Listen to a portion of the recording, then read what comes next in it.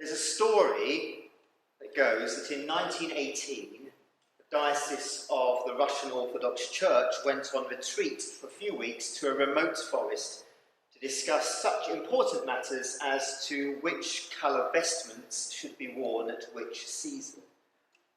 After some deliberation, discussion and indeed intense argument, an agreement was reached and they returned to their churches only to discover that the newly installed Bolshevik revolutionary government had in fact abolished the church. Events can move quickly in a revolution or indeed in a pandemic. I've recently finished reading a book written by my old tutor from college days, and it's called Making New Disciples. It's about how best to be a missional church in the 21st century. And it was published in 2015, so it still feels fairly current to my mind. And to be honest, when your bookshelf is heaving with things by St. Augustine, anything after 1500 feels fairly current. But 2015 feels right cutting edge, except as I read through it, I realised that it was now completely out of date. In fact, every book on mission and church life written before March 2020 now feels dated. Because there's no mention of online church, there's no mention of Zoom meetings, there's no mention as to how to engage with people who join you for worship Sunday by Sunday, but in fact are living 50 miles away. On 23rd of March last year, the script of church life, of church mission and church worship was dramatically ripped up, and we are still writing a new one. What does church look like in an age and a society traumatised by pandemic and lockdown? We find ourselves in uncharted waters. Almost everything must start again from scratch. And that provides us with a daunting challenge, but also with exhilarating opportunities. And it is about some of those challenges and opportunities that I want to talk today. On April 26th this year, last month, we held here an extraordinary PCC meeting to look at what these challenges and opportunities might be and to hear from those involved in particular ministries and church life. These changes are also happening at a time when the restructuring of the diocese and our mission partnership mean that our inherited and assumed understanding of mission and ministry also needs to be refocused and to evolve. But first, I want to ground all this in Scripture, and with apologies to those who have been coming to the 9 o'clock service over recent weeks and have already heard me on this subject, I want to look at John chapter 15. Jesus says, "I am the true vine, and my Father is the gardener. He cuts off every branch in me that bears no fruit, while every branch that does bear fruit he prunes, so that it will be even more fruitful. You're already clean because of the word I have spoken to you. Remain in me as I also remain in you. No branch can bear fruit by itself. It must remain in the vine. Neither can you bear fruit unless you remain in me. I am the vine, you are the branches. If you remain in me and I in you, you will bear much fruit. Apart from me, you can do nothing. If you do not remain in me, you are like a branch that is thrown away and withers. Such branches are picked up, thrown into the fire and burned. If you remain in me and my words remain in you, ask whatever you wish and it will be done for you. This is to my Father's glory, that you bear much fruit, showing yourselves to be my disciples." So to summarise a 20-minute sermon in a minute or two, Jesus is talking to his disciples about pruning and fruitfulness. And we like the thought of fruitfulness, but we are probably less keen on the thought of being pruned. But the two are intimately connected. The branches are pruned in order for greater fruitfulness to take place. And this happens in two ways. An unpruned vine leads to sour and tasteless grapes because all the sugar energy is dissipated amongst the rambling and trailing branches. And because an unpruned vine leads to fewer bunches of grapes, as the big branches at the top of the vine are the ones that get all the sun, and the lower branches get nothing at all. The luxuriant and leafy top branches need to be pruned so that the whole of the vine bears fruit. And to remain in Jesus also means to remain in one another. The pruning of the church and our individual ministries enables us to be more fruitful in Jesus and to enable others to grow their own fruit. And the implications of this are so obvious that they shouldn't need drawing out. Pruning in church life, although painful, means that our energies can be redirected to more fruitful avenues. And those who previously have not stepped out in leadership and ministry now may have the opportunity to do so. So a question for us all: how might the radical pruning of the last year bring about greater fruit in the life of the church? So let's begin with Sunday worship. In August, James leaves for his new post at Holy Trinity, Leicester. And over the past 3 years, not only have we been blessed by James's ministry, but we've also been privileged to work alongside Helen Terry and Mel Hartley, two phenomenal students from St Hilda's, of such gifting that in many ways it has really felt as though St Chad's has had two curats. Before lockdown, this meant that I could spend 2 Sundays a month at St James without anyone at St Chad's necessarily noticing. Obviously, that is going to be a bit different after August, with Darren Craddock now having moved to Colaston and Amy Hole being ordained this summer and not moving to Crooks, but ministering in Crooks. We find ourselves tightly stretched when it comes to authorised ministries. And the challenge as it stands on paper is that it may not be possible to continue with the pre-pandemic pattern of a 9 a.m. and an 11 a.m. service every Sunday, as there simply isn't leadership capacity.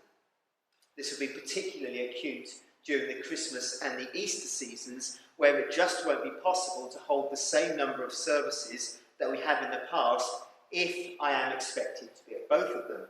Translocation is not a gift that is given to vicars, even under the new diocesan strategy.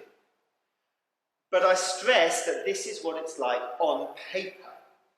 What we have seen over the past year is the beginnings of new ministries springing up.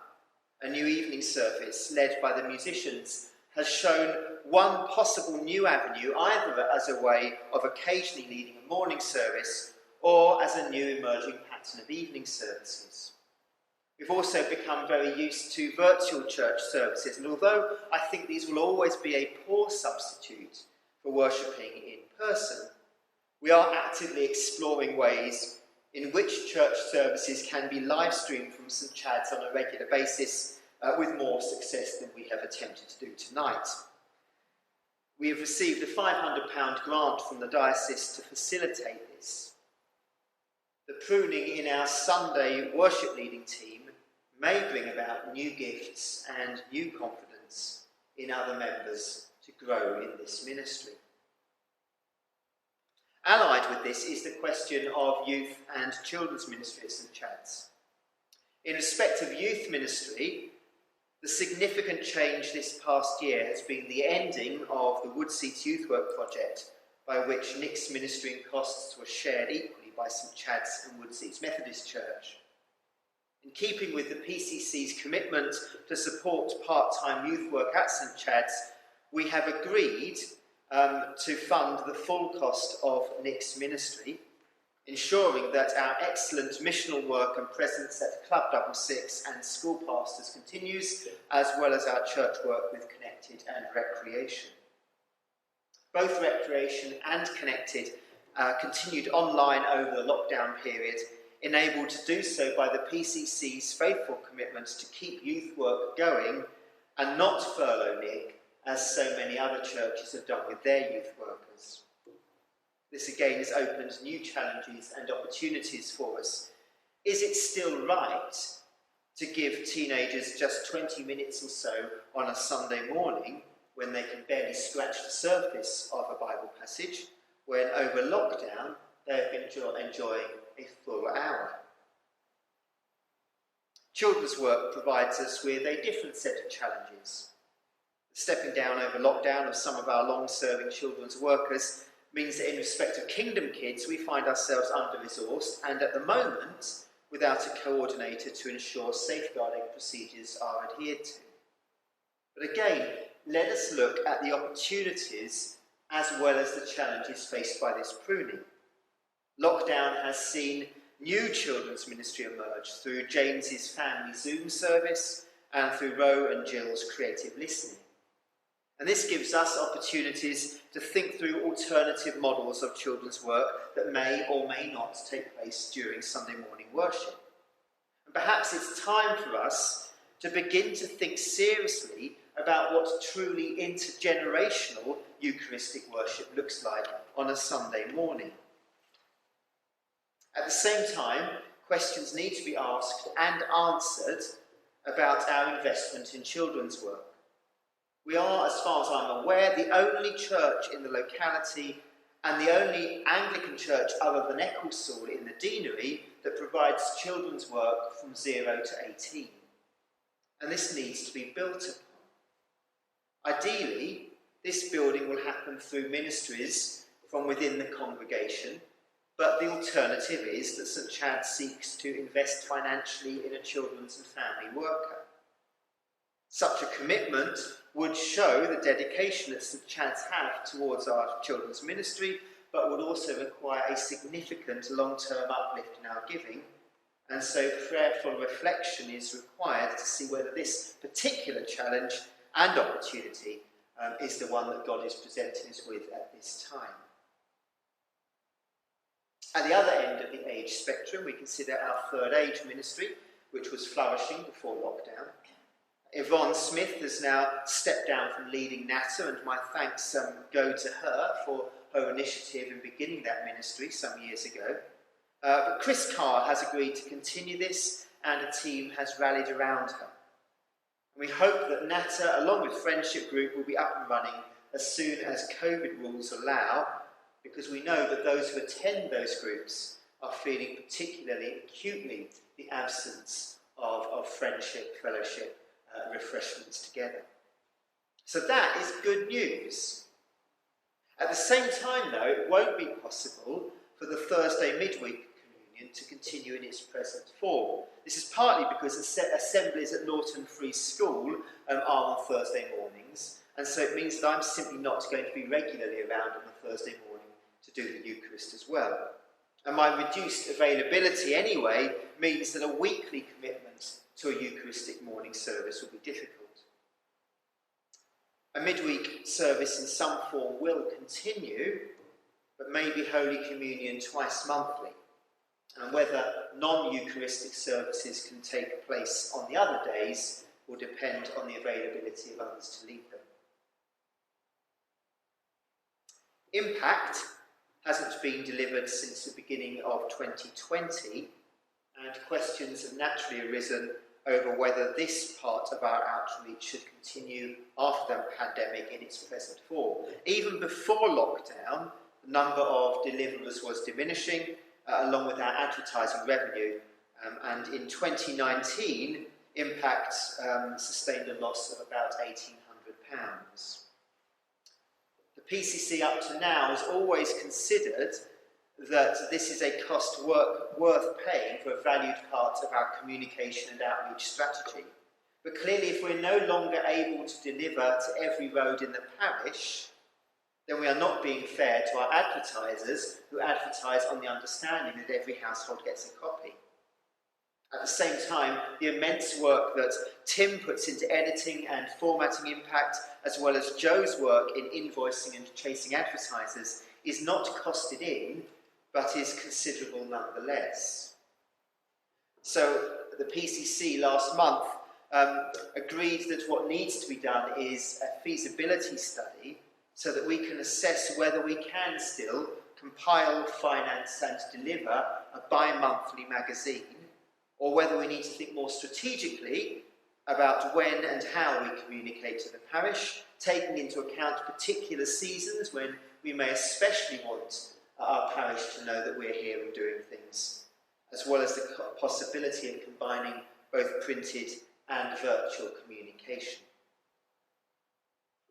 Finally, but no less important than anything I've said so far, is the question of governance and administration. And I'm delighted that Karen has taken on the role of PCC Secretary, as well as voluntarily providing some administrative support in the parish office, and that Gemma has stepped into the role of Assistant Treasurer. Administration and finance are two of the unseen parts of the church life, but in my experience, at least from a vicar's point of view, are the areas most likely to cause stress and difficulty. To have this team built up in strength is a great comfort to me as I seek to lead two churches and therefore seek to have double the administrative and financial work. I'm delighted also to say that at St James as well, the arrival of a second church warden and somebody as a treasurer there also means that that church now have others prepared to take that burden on. Longer term questions remain over the role of Joe as Mission Partnership Development Worker because, as I've already mentioned, there are funding issues with other churches in the Mission Partnership. It's undoubtedly the case that St Chad's needs a paid administrator in some form in order to assist with the coordination of church ministries, church house bookings, occasional offices and various other things that happens. It's simply too much to ask one person to volunteer to do all this, some of which, to be honest, is pretty thankless at times. So this is going to be another area of strategic consideration that is going to be high up on the PCC's list this coming year. And along with this are questions around the wider leadership of the church. Stella's move to Pickering means that we don't have a named person to manage the fabric of the building, particularly church house. And in circumstances like that, then it defaults to the wardens. But in the absence of a church warden's team or a buildings team, this then becomes an unfair burden on them. The PCC this year will be the smallest that I have known it. And whilst that's absolutely no reflection on the quality of the serving members, it does mean that at a time when there are big questions on the horizon about strategy, ministry and finance, the decision-making body of the church is smaller than ideal. Again, the question arises, will this pruning allow others to grow in ministries, service and fruitfulness?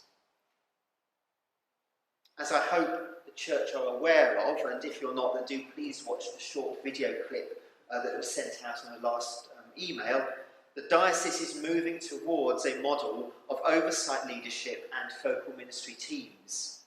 So the role of vicars is increasingly going to be one of overseers taking a step back from the day-to-day running of churches, managing teams who are able to ensure that the churches continue to function and thrive in mission and ministry. This should come as no surprise to St Chad's, because it's the way that I've been trying to work for the last 10 years anyway. And I think with some success, we have built up teams and done very well. It's just unfortunate that at this particular time, many of those who have been serving have now moved away or stepped down. Again, that raises opportunities for others to step up. The pandemic and wider changes in church and society are going to accelerate this trend. And so I think that the development of existing and new leaders in the church is the number one priority facing the church, and for this reason it is now a standing item on PCC agenda. I'm really pleased that Ian Parkinson has offered his own expertise and experience in this area, and I hope that through his encouragement we will see growth and fruitfulness across the church. We can use this time to shake us or to shape us, and in truth we should probably expect both. The shaking is part of the shaping, the pruning is part of the fruitfulness, but the vine, Jesus Christ and the kingdom of God, remains unshaken and unshakable, and our call at this time as disciples leading in an uncertain world is to remain in Jesus' love and through his grace bear much